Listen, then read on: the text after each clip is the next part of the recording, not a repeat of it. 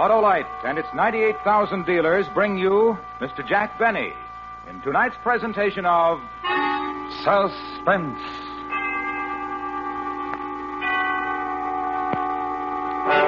Tonight, Autolite presents a story about a man who worked for 30 years to prepare a most unique personal retirement plan. The story is called A Good and Faithful Servant. Our star, Mr. Jack Benny.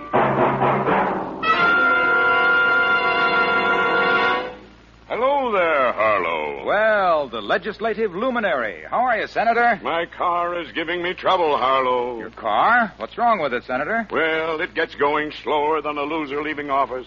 It rides rougher than a tax debate and uses more gas than a 3-day filibuster. Well, it may be spark plug trouble, Senator. Spark plugs should be checked every 3,000 to 4,000 miles, so see your nearest Autolite spark plug dealer. His exclusive Autolite plug check indicator will quickly show the exact condition of your spark plugs.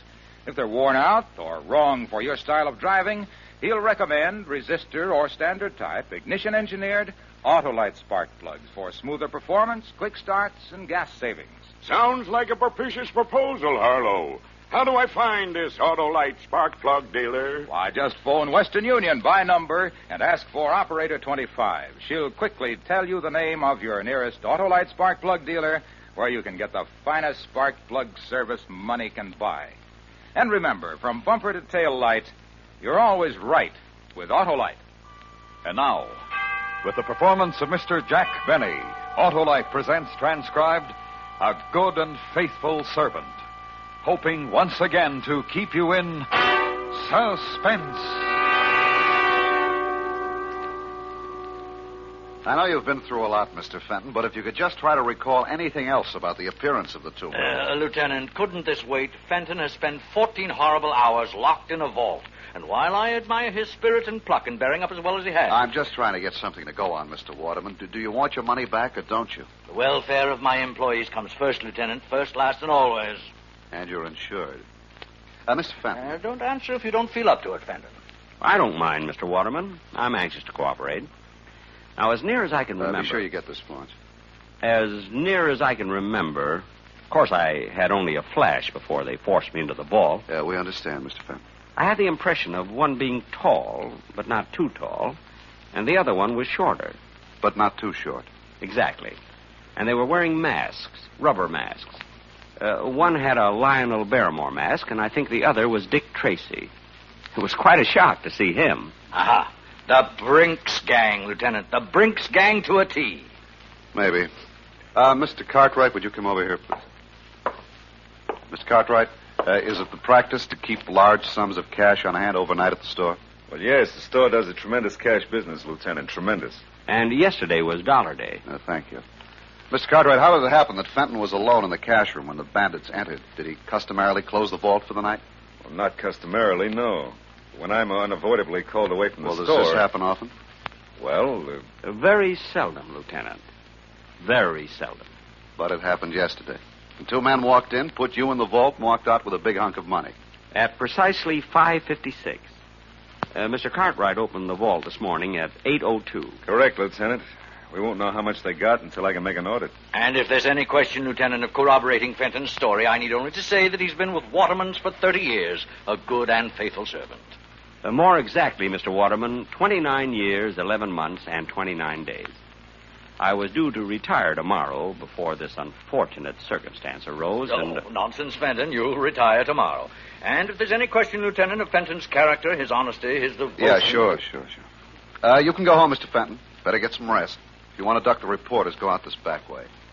Well, what do you think, Mr. Waterman? Entirely up to you, my boy, entirely.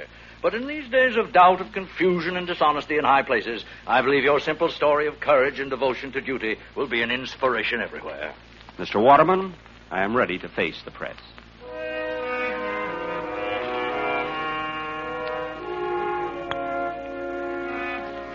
They were all very nice to me. The reporters, the police, Mr. Cartwright, and especially Mr. Waterman.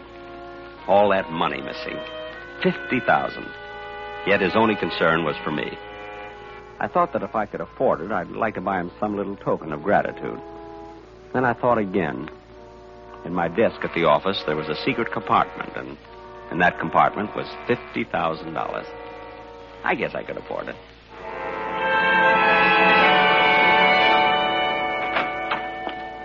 Yoo-hoo! Mother, I'm home. Good morning, Harold. I hope you haven't had breakfast. I've kept it hot for you. You're not going to ask me how it went, Mother? Oh, I heard over the radio. But I wish there'd been some way of doing it, that it wouldn't have kept you out all night. Oh, I wasn't out all night, Mother. I was in a vault. I know you were, Harold. And if you keep on, you're going to end up with that same sinus strip your father used to have. Oh, Mother, it was a perfectly dry, warm... Oh, never mind. Eat your cereal, Harold. You'll feel better.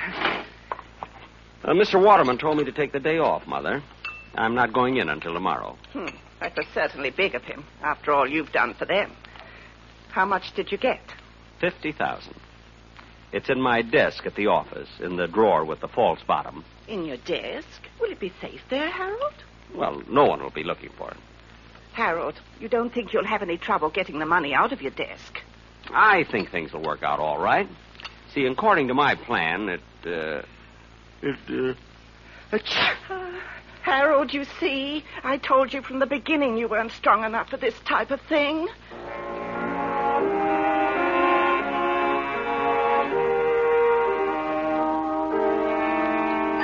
The next morning at 8:43, I punched in at the store.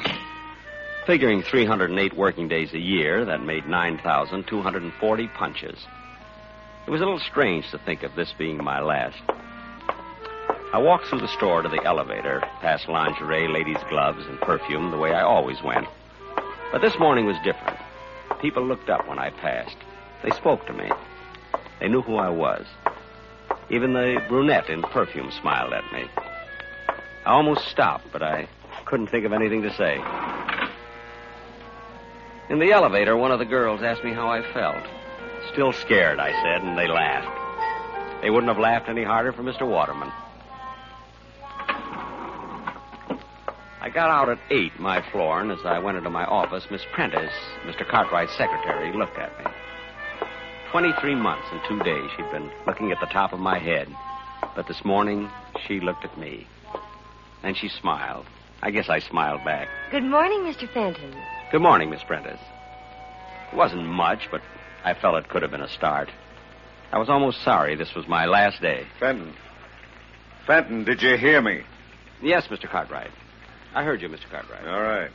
A big workload piled up yesterday when you took off, and we haven't anyone new coming in till tomorrow. Not that I want to overload you on your last day. An honest day's work for an honest day's pay, Mr. Cartwright. Oh, good. I'm still trying to find out how much was taken in the holdup, so you're on your own. I think I can tell you almost to the penny, Mr. Cartwright. I'll make my own check.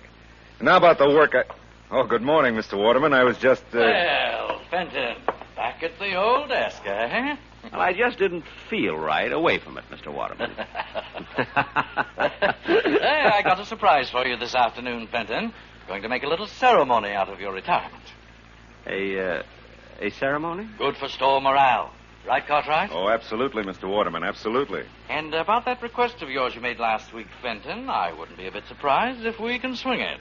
Oh, you're too kind, Mr. Waterman. Oh, my boy, when you work for Waterman's 30 years, you've got something coming to you. No. Really?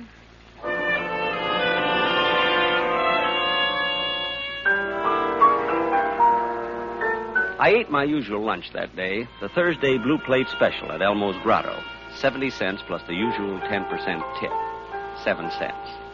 With the usual 20 minutes left in my lunch hour, I headed for the park with a nickel bag of peanuts. The squirrels were going to miss me.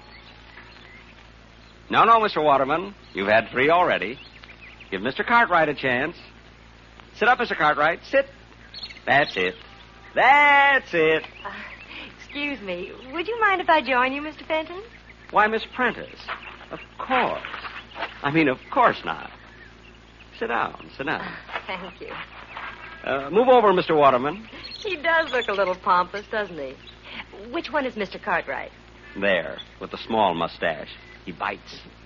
And, is there a Miss Prentice? Well, there is, but I believe she is, well... Nesting? Well... How long have you been feeding them, Mr. Fenton? They seem so friendly. 30 years, Miss Prentice. My favorite animal. You give a squirrel a nut, and does he eat it? No. He runs away and stores it in a hole. We could all benefit from their example. And now that you've stored your little nest egg, you're retiring, Mr. Fenton. Well, you might say that, yes. You're quite a fascinating character, Mr. Fenton. Me? I'm sorry I didn't know you sooner. You know, the whole store is talking about your ordeal in that vault. Oh, it wasn't so bad. In fact, I've always rather liked the vault. What an odd thing to say. Well, chacun est son goût, Miss Prentice. That's French for each to his own taste. Oh, you've been abroad, Mr. Fenton. Me? Oh, my goodness, no. Oh, but you will now that you're retiring. No, I've got my eye on a little cottage by a lake and woods. Lots of squirrels there. And no time clocks. You and your wife? Mother.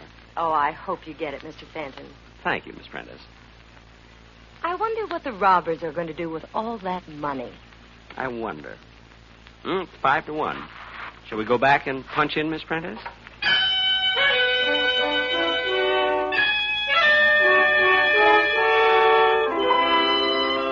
She let me walk all the way back to the store with her. And in the elevator, Mr. Bixler, Sporting Goods, winked at me.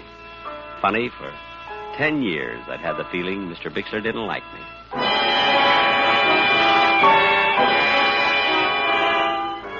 There was quite a gathering in the cashier's office when we arrived. All the executives from Mr. Waterman's down, and the editor of the store paper wandering through Waterman's. I'd sent an item to him last summer. Mr. Fenton of Cashier's Department spending his 2-week vacation at home. But he never printed it.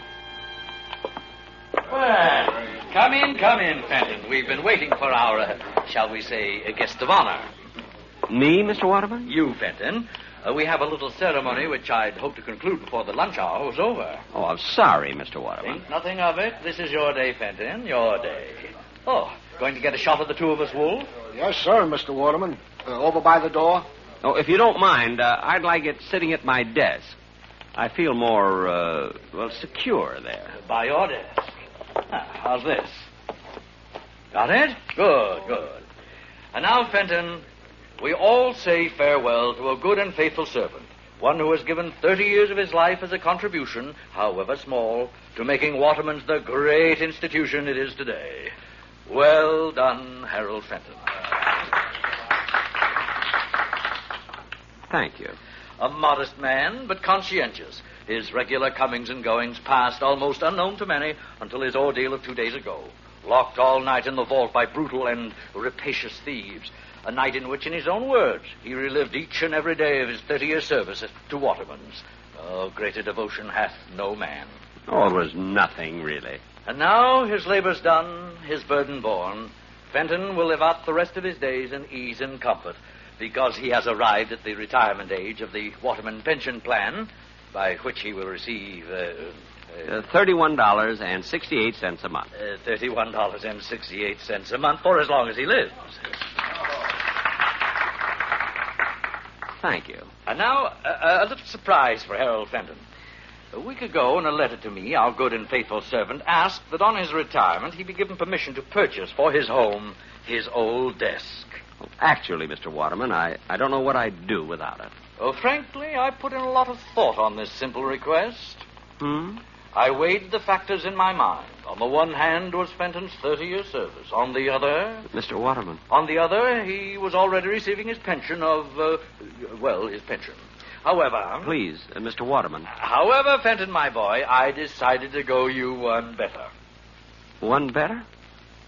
Not a new desk. Nothing so unsentimental. Fenton, instead of allowing you to purchase the desk, I'm giving it to you. Phew.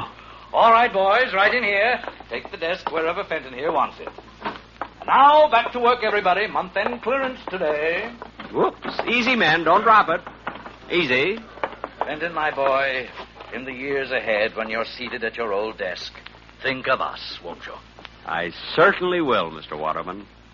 I certainly will.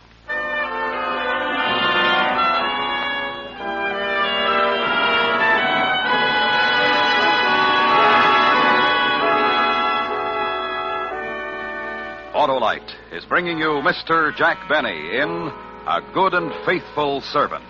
Tonight's presentation in radio's outstanding theater of thrills, Suspense.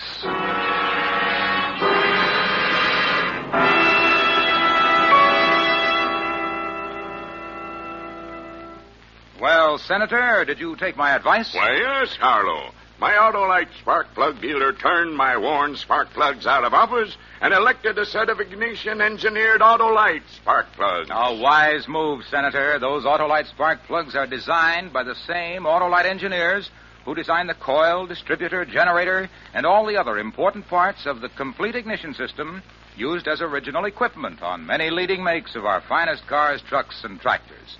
They're world famous for quality and performance. And my Autolite spark plug dealer nominated Autolite resistor spark plugs for my car, Harlow. Ah, you're on top now, Senator, because Autolite resistor spark plugs represent one of the greatest advancements in spark plugs for automotive use in the past 20 years.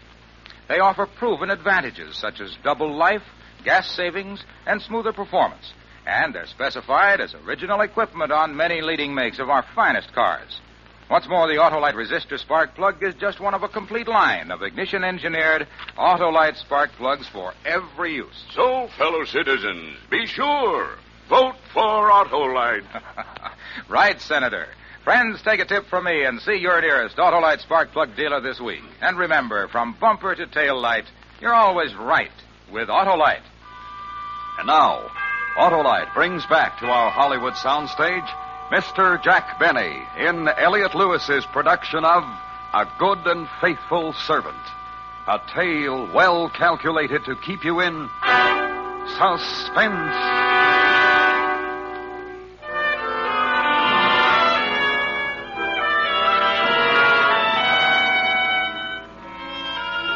Retirement agreed with me.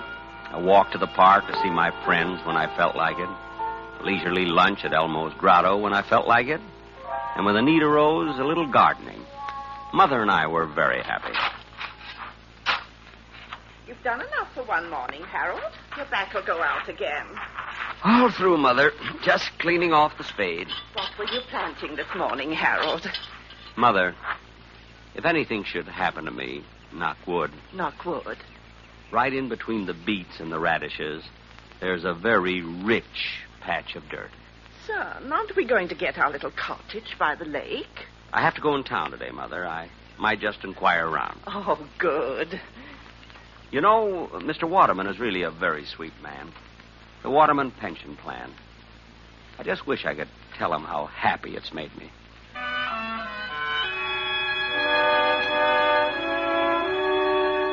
I hadn't told Mother, but Miss Prentice had called that morning. Mr. Cartwright wanted to see me that afternoon at the office, she said. And she asked how I was. What would have happened if I'd asked her to lunch? I almost did, too.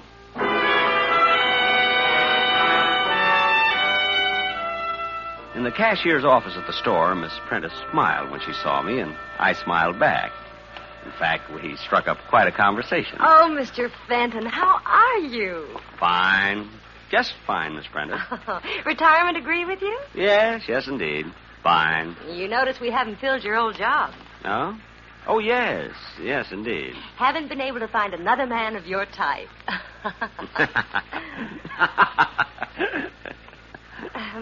Well... Well... Is that you, Fenton? Come on in here. Coming, Mr. Cartwright. Sit down, Fenton, sit down. Thank you. Just trying to clean up accounts on the robbery. Fenton, what was your final tally again? 50,000, almost exactly, Mr. Cartwright. You're way off. That doesn't check with my audit at all.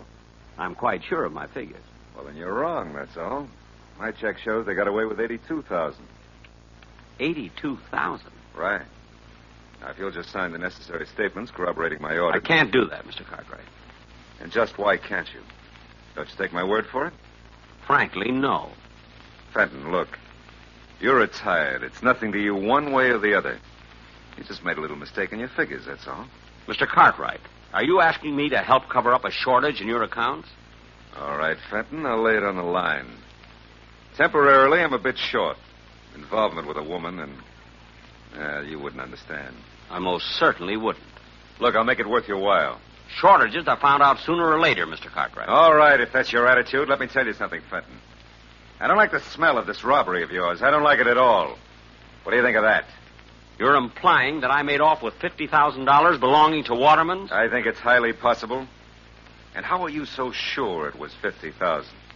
Supposing me, for one instant, capable of such a thing, Mr. Cartwright, wouldn't I be much too clever to put my head in a noose by covering up for you? Fenton, if I was talking to an honest man, wouldn't he have taken my story right to Mr. Waterman? I'll give you 5 minutes. Either sign my audit or I go to the police and accuse you of stealing $82,000. Think it over, Fenton.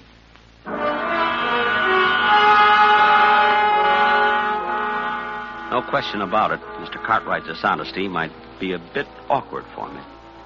My instinct about the man had been thoroughly sound. I had disliked him for 16 years. Well, there was only one safe way out of it. Well? Mr. Cartwright, if you need money... Yes? Why don't you rob the vault? Actually, it isn't hard at all. Well, how do I get away with the money? I'm sorry, I never reveal professional secrets. Well, then you'll have to help me, Fenton. Lock me in the vault and you get away with the money. Me? Sure. Then we're both in the clear for good. Help me out, Fenton. You mean I'm going to clear out the vault a second time? You'll never regret it. Regret it? The fact is, I'd rather enjoy it.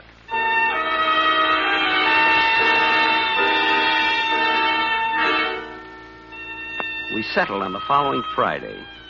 Friday nights, the store stayed open till 9, and they were having a big white sale that day. The money was already stacked on Mr. Cartwright's desk when I got there. It was a juicy haul. I didn't see Mr. Cartwright around, but... Hello, Mr. Fenton. Miss Prentice. But the money. I was listening when you and Mr. Cartwright made your plans, Mr. Fenton, and he caught me and forced me to help him. You understand, Harold. I mean, Mr. Fenton. Harold. Times like these draw people together quickly, don't you think? Oh, I do. I really do. Miss Prentice. Helen. Thank you. Helen. Miss Prentice. Mr. Cartwright mentioned a woman in his life. You're not the one? Harold, of course not. Excuse me. I just thought... You remember the office party last Christmas? Oh, that? Well, that was just because he was under the mistletoe.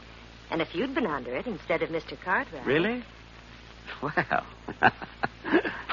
Oh, Fenton, you're here. Good. Anybody see you come up? It doesn't matter, really, Mr. Cartwright. Might even be better that way. Then you and Miss Prentice can say that I left minutes before the bandits arrived. You're right, of course, Harold. Thank you. Are you ready, Mr. Cartwright? I brought some wrapping paper for the money. Even brought along a handle with care sticker. That's the Fenton touch, you know.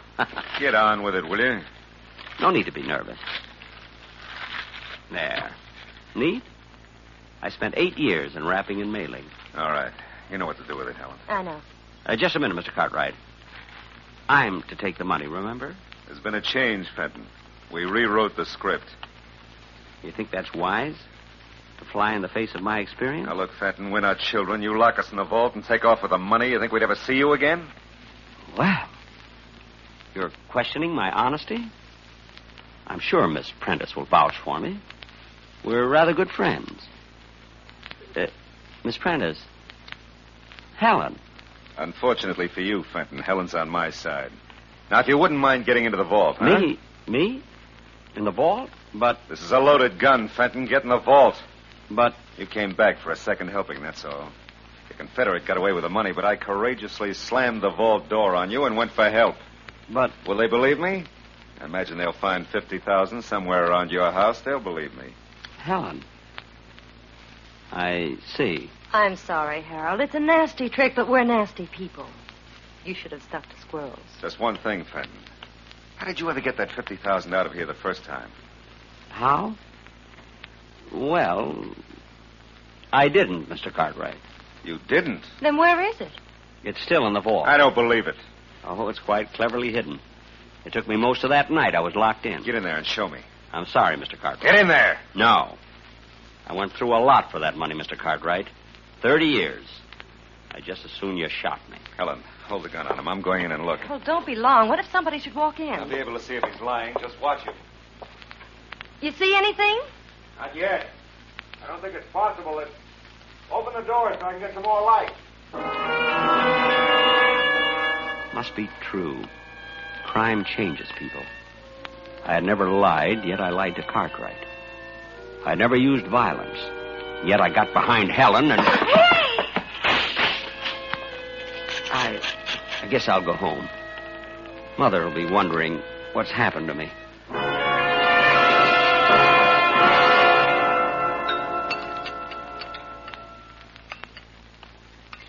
Some more cereal, Harold? I don't think so, Mother, thanks. What time is it? 8:10, son. Well, they would have opened the vault at 8 this morning. The police should be here any minute. Are you sure those two will implicate you, Harold? It seems likely, Mother. The gun would be hard to explain. And I think Miss Prentice will turn on Mr. Cartwright after a night in the vault. Yes, she's just the type. I'm sorry, Mother. I guess I just don't know much about women. It's all right, son. You think they'll be hard on you? Not very. I haven't spent any of the money. The insurance companies always look kindly on such cases. There they are. Harold, how long? 2 years, Mother. Maybe less. Maybe even 1. It's still a long time. A long time? After 30 years in Waterman's? Hardly. I'll get the door.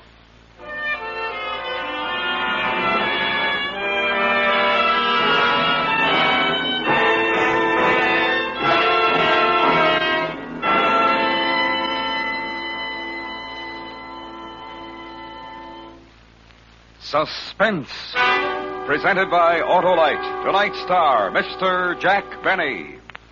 This is Harlow Wilcox speaking for Autolite, world's largest independent manufacturer of automotive electrical equipment. Autolite is proud to serve the greatest names in the industry. They are members of the Autolite family, as are the 98,000 Autolite distributors and dealers in the United States and thousands more in Canada and throughout the world.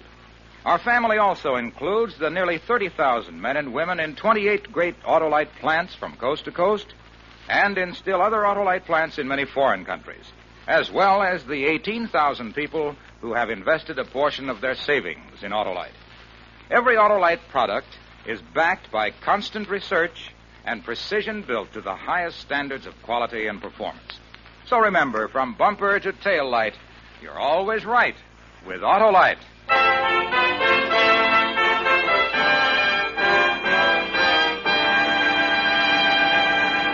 Next week, a story of revenge. The desperate effort of a murderer to destroy the man who had committed him to prison. The story is called Concerto for Killer and Eyewitnesses. Our star, the director of Suspense, Mr. Elliot Lewis. That's next week on Suspense. Suspense is produced and directed by Elliot Lewis, with music composed by Lucian Morowick and conducted by Lud Gluskin.